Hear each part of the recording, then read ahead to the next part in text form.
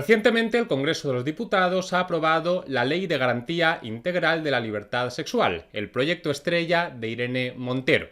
Esta ley toca muchos temas, pero yo hoy en este vídeo voy a centrarme específicamente en uno, en la reforma del Código Penal en lo que atañe a los delitos sexuales, es decir, cómo se han reformado los delitos sexuales. Esta reforma toca dos asuntos clave en relación con los delitos sexuales, el tema del consentimiento y el tema de la distinción entre el abuso sexual y la agresión sexual. Pues bien, en relación con cada uno de estos dos temas vamos a ver tres cosas. Primero, ¿qué teníamos hasta ahora? En segundo lugar, ¿qué es lo que se ha reformado? ¿Cuál es el cambio que se ha introducido? Y en tercer lugar, ¿cómo valoro yo este cambio? Vamos a ello. En primer lugar, analizamos el asunto del consentimiento. Muchos habréis escuchado ya a Irene Montero decir que esta reforma es histórica porque por primera vez en la historia pone el consentimiento en el centro de los delitos sexuales, como si hasta ahora mantener sexo de forma no consentida con otra persona no hubiera sido un delito. ¿Pero es esto cierto? Antes de que se aprobase esta ley en España, ¿mantener sexo con una persona en contra de su voluntad no era un delito? Pues no, evidentemente no. Vamos a ver qué teníamos hasta ahora. El Código Penal de 1822, nuestro primer Código Penal, ya castigaba a los que mantenían sexo con otra persona en contra de su voluntad. Esto decía su artículo 668. El que sorprendiendo de cualquier modo a una persona y forzándola con igual violencia o amenazas o intimidándola de una manera suficiente para impedirle resistencia, intente abusar deshonestamente de ella, sufrirá la pena del raptor y 8 años más de obras públicas con igual destierro si consumare el abuso. Los códigos penales que vinieron después, el de 1848, el de 1870, el de 1928, el de 1932 y el de 1944, por supuesto, también castigaron este comportamiento. Y, evidentemente, nuestro Código Penal actual, el de 1995, antes de esta reforma, ya castigaba a los que mantenían sexo con otras personas en contra de su voluntad. El artículo 181 del Código Penal, en relación con los abusos sexuales, establecía que el que sin violencia o intimidación y sin que medie consentimiento realizare actos que atenten contra la libertad o indemnidad sexual de otra persona será castigado como responsable de abuso sexual. Y el artículo 178 del Código Penal, con respecto a las agresiones sexuales, establecía que el que atentare contra la libertad sexual de otra persona utilizando violencia o intimidación será castigado como responsable de agresión sexual. Y atentar contra la libertad sexual de alguien implica, obviamente, mantener una relación sexual que la otra persona no consiente. Por tanto, si desde siempre mantener sexo con una persona en contra de su voluntad ha sido delictivo, ¿qué es lo que ha cambiado esta reforma? ¿Qué es lo que introduce que no teníamos? Pues una definición del consentimiento.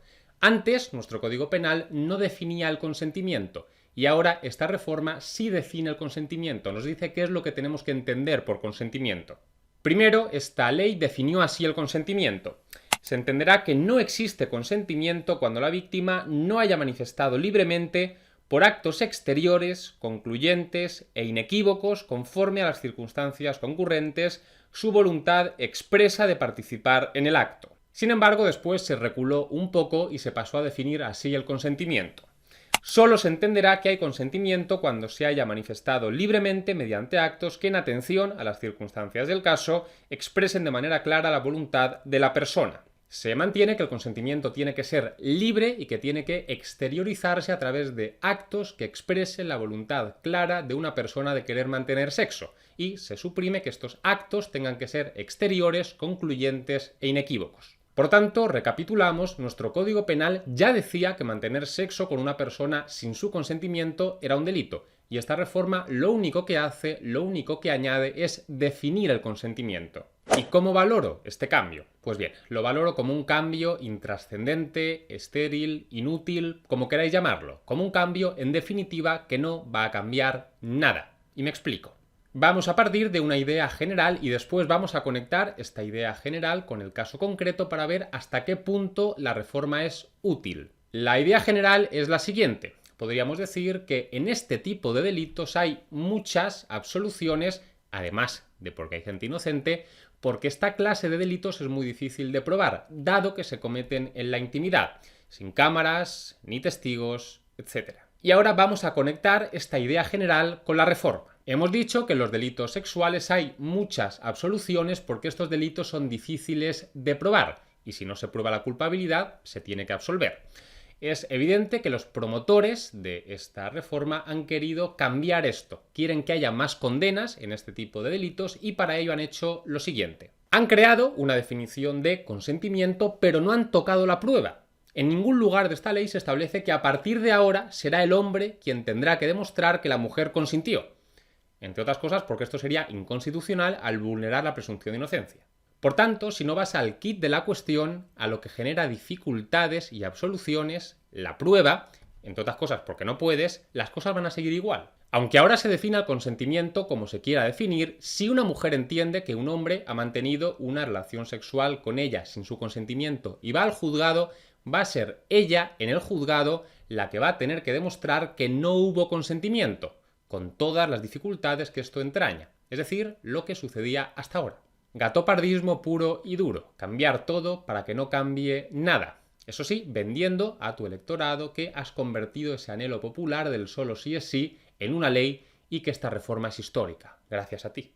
Y antes de terminar este bloque hago un inciso. Os he dicho hace un momento que los promotores de esta reforma no han tocado el tema de la prueba, pero el Tribunal Supremo desde hace un tiempo sí lo toca, en ocasiones. Se entiende que la mujer es quien tiene que demostrar que se ha cometido una agresión sexual en su contra, es decir, no se invierte la carga de la prueba, pero cada vez se es menos exigente con la prueba que se le exige a la mujer, cuando las penas que están en juego son muy altas. Le dedicaré un vídeo específico a este tema porque creo que el asunto lo merece, pero de momento os leo esto que escribió el exmagistrado del Tribunal Supremo, Perfecto Andrés Ibáñez, en su libro Tercero en Discordia.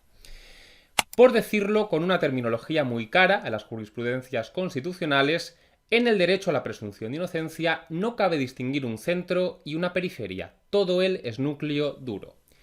Aunque no es posible decir lo mismo en vista de cierta jurisprudencia de la Sala Segunda del Tribunal Supremo sobre el valor de la testifical de la víctima, cuando ésta es el único testigo. Obsérvese que se reclama y justifica, como por principio, la atribución de un plus de valor incriminatorio a esa testifical, a despecho de su concreta calidad convictiva y del dato bien acreditado de que se trata de un medio probatorio cargado de riesgos. En segundo lugar, una vez visto el asunto del consentimiento, vamos a ver la distinción entre el abuso sexual y la agresión sexual. Y empezamos viendo qué es lo que teníamos hasta ahora. En el derecho penal es muy común crear dos o más delitos para castigar comportamientos parecidos pero de distinta gravedad, y os pongo varios ejemplos. ¿Verdad que no es lo mismo matar a alguien de un puñetazo que matar a alguien descuartizándolo, abriéndolo en canal y quemándolo vivo? Pues precisamente por eso, aunque en ambos casos se esté matando a alguien, hay dos delitos.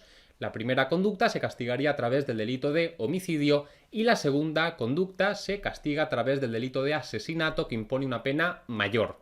Y otro ejemplo, ¿verdad que no es lo mismo coger una cartera que está encima de una mesa y llevársela que ponerle una navaja en el cuello a alguien y obligarle a que nos dé su cartera? Pues por eso, aunque en ambos casos se le esté quitando una cosa a alguien, lo primero se castiga a través del delito de hurto y lo segundo se castiga a través del delito de robo, que impone una pena también mayor. ¿Se entiende la idea, verdad? Pues exactamente lo mismo sucedía antes en relación con los delitos sexuales. Se entendía que no era lo mismo atentar contra la libertad sexual de alguien sin utilizar ni la violencia ni la intimidación que atentar contra la libertad sexual de alguien utilizando la violencia o utilizando la intimidación. Por eso, aunque en los dos casos se estaba atentando contra la libertad sexual de alguien, lo primero se castigaba a través del delito de abuso sexual y lo segundo se castigaba a través del delito de agresión sexual, que imponía una pena mayor.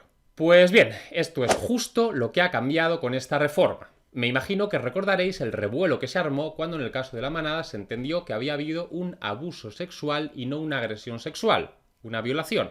Las calles, como recordaréis, insisto, se llenaron de pancartas con el lema "No es abuso, es violación". Y esta consigna callejera se ha convertido en ley. Ya no va a haber abusos sexuales y agresiones sexuales. Se elimina el abuso sexual y ahora solamente va a haber agresiones sexuales. Un solo delito donde antes había dos. ¿Y cómo valoro este cambio? Para mí, este cambio incurre fundamentalmente en dos errores. El primer error de este cambio es que a mi juicio no tiene sentido, y pongo varios ejemplos para que se entienda por qué. ¿Veríais acertado entender que tanto el que mata a alguien de un puñetazo como el que mata a alguien descuartizándolo y abriéndolo en canal y quemándolo vivo cometen el mismo delito? ¿Y veríais acertado entender que el que coge una cartera encima de una mesa y se la lleva sin ejercer ningún tipo de violencia o intimidación comete el mismo delito que una persona que le pone una navaja en el cuello a otra y le obliga a darle su cartera? Parece que chirría un poco, ¿no? Pues esto es justo lo que se ha hecho aquí. Como dice Jacobo Dopico, ahora se entiende que cometen el mismo delito una agresión sexual tanto el sobón del metro como el que espera a una chica de noche en una esquina y a punta de navaja la viola. Y esto evidentemente no me parece en absoluto correcto. Es verdad que, obviamente, la primera conducta se castigaría con una pena menor que la segunda, pero aún así estas dos personas estarían cometiendo el mismo delito, una agresión sexual. Se meten dentro del mismo saco estos dos comportamientos tan distintos. Y el primer error nos conduce al segundo error. Normalmente cuando alguien parte de una premisa equivocada, las decisiones posteriores que va tomando también son equivocadas, y esto es justo lo que ha sucedido aquí.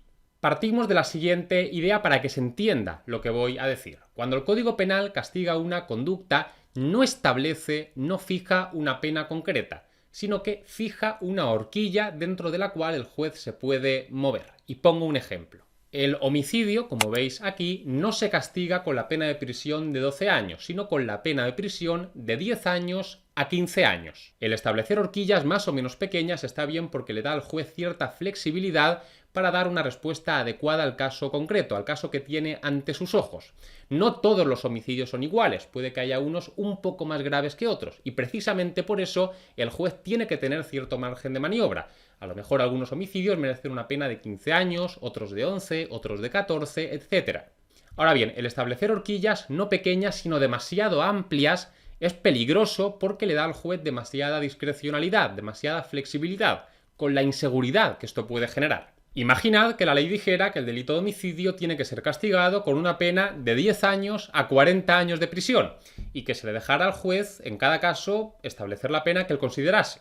De hacerse algo así, estaríamos cambiando un sistema en el que es la ley la que fija las penas, dando un cierto margen de maniobra pequeño a los jueces, a un sistema en el que la ley hace dejación de funciones y son los jueces los que tienen que establecer las penas a su libre arbitrio, con toda la inseguridad que esto, insisto, genera. Pues bien, algo parecido, aunque obviamente no tan exagerado, es lo que se ha hecho aquí. Antes, porque había dos delitos, el de abuso sexual y el de agresión sexual, cada uno de estos dos delitos tenía su propia horquilla, pequeña y más o menos concreta. Ahora, al fundir estos dos delitos en uno solo, lo que eran dos horquillas más o menos pequeñas y más o menos concretas se ha convertido en una horquilla más grande dentro de la cual el juez se puede mover con cierta libertad. Los pormenores son un poco más áridos, pero la idea esencial es esta.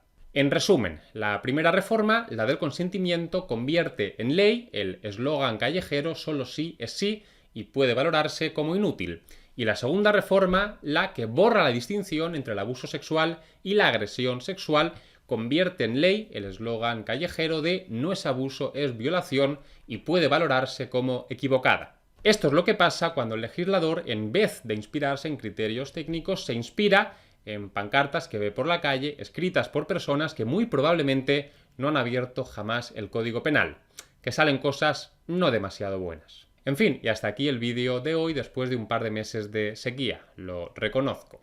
Aunque muchos ya lo sabréis, os recuerdo que estoy haciendo una tesis doctoral y soy abogado especializado en el campo del derecho penal, y aunque muchos ya lo sabréis también, porque lo digo siempre, os recuerdo que si os ha gustado el vídeo podéis darle me gusta y comentar cualquier cosa, así ayudáis a visibilizarlo. Dicho esto, hasta la próxima.